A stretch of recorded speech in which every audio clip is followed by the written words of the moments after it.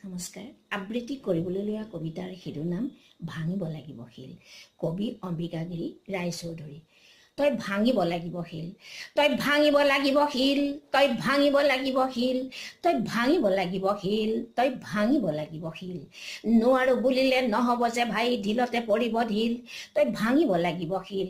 ক্ষত বিক্ষত অংগ আৱৰি মুখেদি ৰক্ত পৰিব বাগৰি, কলিজাখনি পৰিব ভাগৰি, তেহে খুলি যাব শিল, তই ভাঙিব লাগিব শিল।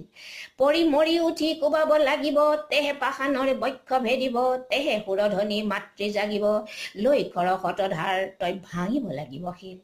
শত জনমৰ কলংক কালিমা, পুঞ্জে সাঁচি থোৱা গোড়ামী গৰিমা, উটুৱাই নিব লাগিব মহিমা, তেহে কলা বগা হ'ব মিল, তই ভাঙিব লাগিব শিল, তই ভাঙিব লাগিব শিল।